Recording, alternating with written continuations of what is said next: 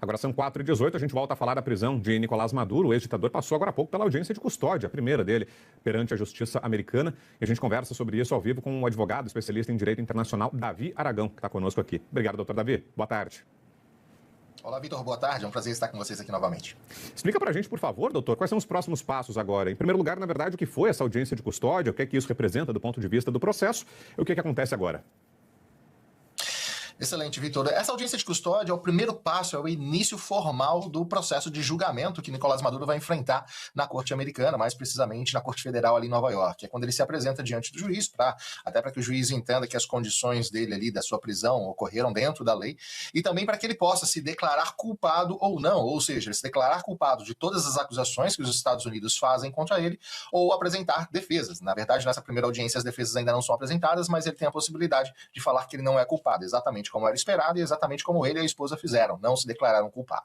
Isso significa o início de todo um processo de investigação, apresentação de provas, tanto da parte da acusação como também da defesa de Maduro. Seus advogados poderão fazer a defesa dele, contestando todas as acusações que os Estados Unidos vão apresentar. A gente sabe que vai ser longo esse processo, a próxima audiência já está prevista para março desse ano, e durante todo esse processo, até a condenação final, que acontece com um júri, ou seja, a escolha de um júri popular que vai dizer se Maduro é ou não culpado, até esse momento ele pode fazer um acordo com a justiça americana, se declarando culpado ou fazendo uma delação, ou seja, dando informações relevantes para os Estados Unidos de como funcionavam as operações, de como funcionava toda a operação de narcotráfico, que os Estados Unidos acusa dele de liderar, né, através da presidência da Venezuela. Então, muita coisa pode acontecer até lá. É um processo que a gente pode aguardar aí alguns anos até a sua solução final, se não houver um acordo antes entre Nicolás Maduro e sua defesa e a acusação americana. Agora, doutor, o Maduro usou o seguinte termo para se referir à sua situação hoje nos Estados Unidos. Ele disse que é um prisioneiro de guerra, falou que é inocente, que é um homem decente. O que já era esperado, né? Era de se imaginar que durante a audiência de custódia ele fosse se defender. E aí se declarou um prisioneiro de guerra dos Estados Unidos, falou que é um homem decente e que é inocente. E isso, do ponto de vista legal, tem algum valor? Essa declaração de inocência, ela muda de alguma forma a situação dele no processo, doutor? Vitor, não muda dentro da justiça americana, mas tem um reflexo no conceito internacional, principalmente nos discursos que serão feitos na ONU, os aliados da Venezuela, que vão utilizar todas as plataformas internacionais e diplomáticas para tentar acusar os Estados Unidos e defender Nicolás Maduro. Então, na verdade, ele só faz um discurso que vai ser utilizado por essas plataformas políticas de seus aliados, mas pouquíssimo efeito tem durante o decurso do processo. Como eu falei, ele pode sim fazer um acordo a qualquer momento, até o julgamento final. É óbvio que quanto mais tempo passa, menos são as benesses que ele pode receber, ou pelo menos a diminuição de pena, mitigação da pena dele, no final do julgamento, no final do processo. Caso ele fizesse isso agora, uma mitigação muito maior poderia ser feita.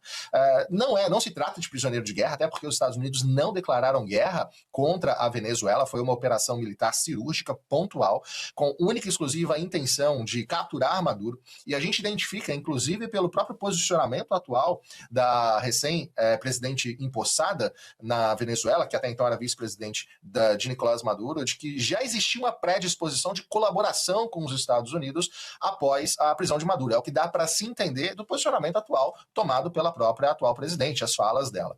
E isso também nos leva a considerar que poderia sim ter havido um acordo interno entre a política americana e também a política venezuelana que facilitasse de alguma forma a prisão de Maduro. É óbvio que ele vai continuar se declarando inocente, como eu disse, para que essa plataforma de apoio que ele tem internacional possa continuar condenando as ações dos Estados Unidos, mas pouco efeito prático tem no decurso do processo que ele vai responder aqui dentro da justiça americana.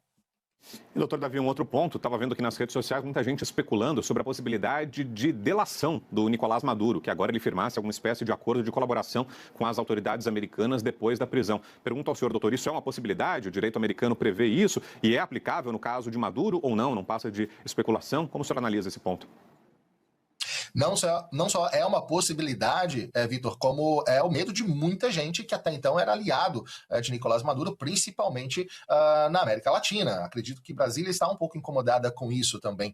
O que acontece? A delação premiada é sim possível no caso de Maduro, não para livrá-lo da cadeia, ou seja, ao fazer uma delação ele não vai se ver livre da cadeia, mas ele pode ter algum tipo de relaxamento na pena justamente por colaborar, explicando como funcionava e entregando outros líderes e outras pessoas importantes, até mesmo facilitando a desmantelação de todo esse esquema que faz com que a droga flua com tanta facilidade aqui para os Estados Unidos. Então, é sim possível e até mesmo esperado algum tipo, por uma parte bem reduzida, tá, das analistas políticos, mas é até esperado que sim possa haver algum tipo de delação. Se houver, não vai acontecer nesse primeiro momento. Esse primeiro momento ainda é um momento de muita retórica, onde Nicolás Maduro vai continuar com essa postura de relutância de dizer que é inocente, mas alguns dias, semanas e até meses dentro da cadeia sempre fazem com que o preso comece a repensar nas possibilidades futuras de vida dele, e aí sim ele pode começar a considerar uma delação até para ter um relaxamento da pena. Então acredito que sim, isso vai ser cogitado e pode vir a ser possível no futuro próximo. Não seria nesse primeiro momento,